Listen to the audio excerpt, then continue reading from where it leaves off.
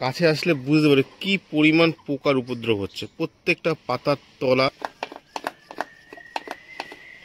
করার জন্য যখন গাছে স্প্রে করতে হবে, গাছে এই বর্ষাকাল গরমকালে পোকার উপদ্রব খুব পরিমাণে হয়। এটা আমার একটা লেবু গাছ। কাছে আসলে বুঝতে পারে কি পরিমাণ পোকার উপদ্রব হচ্ছে। প্রত্যেকটা পাতার তলা কুকড়ে যাচ্ছে। ম্যাক্সিমাম এটা পোকার জন্য হয়। এগুলো প্রত্যেকটা পোকার জন্য হয়। এগুলো তিন রকম পোকা হতে পারে। মেইনলি লেদা পোকা, আর একটা হচ্ছে যে পোকাগুলো হচ্ছে এই পাতার ভিতর দিয়ে জালি পোকা বলে, জালি কেটে তারপরে এইভাবে পাতাগুলোকে নষ্ট করে। তো এর জন্য আজকে আমি গাছে কিছু স্প্রে করব। যখন স্প্রে করতে তখন সব বাড়ি যতগুলো গাছে সব কটা গাছে দিয়ে দিতে হবে। প্রত্যেকটা গাছের এরকম সেম অবস্থা। লেবু গাছে সব থেকে বড় সমস্যা লেবু গাছে বেশি হয়, কারণ এই পোকার উপদ্রব লেবু গাছে বেশি হয়। এই যে আরেকটা লেবু গাছ, এই লেবু গাছটাও সেম পোকার জন্য পুরো লেবু গাছটা আস্তে আস্তে নষ্ট হয়ে যাচ্ছে। প্রত্যেকটা পাতা এরকম অবস্থা।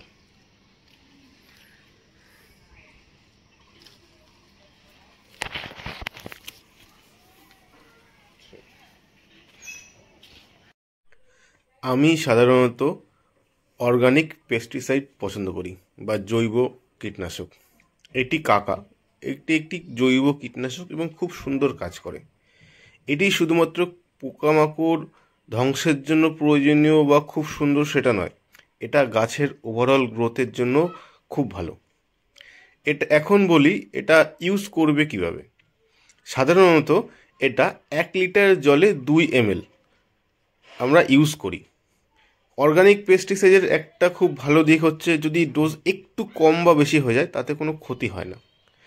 আমার এটা 2 লিটারের বোতল, তাই আমি অলমোস্ট 4 ml এর একটু বেশি আমি নিই।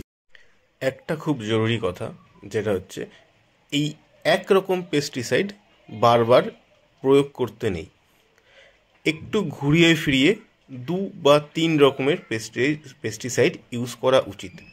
কারণ এক ধরনের পেস্টিসাইড ইউজ করলে যতটা ফল পাওয়া যায় তার থেকে যদি একটু ঘুরিয়ে ফিরিয়ে ইউজ করা হয় সেক্ষেত্রে ফলটা একটু বেশি পাওয়া যায় এবং পোকামাকড়ের যে উপদ্রব তার থেকে অনেকটা বেশি রেহাই পাওয়া যায়।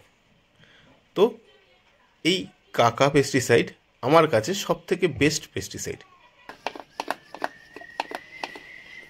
এই স্প্রেটা অনেক কম দামে পাওয়া যায়, মোটামুটি 150-200 টাকার মধ্যে এই ধরনের স্প্রে পেয়ে যাবে বাইরে স্প্রে করার জন্য।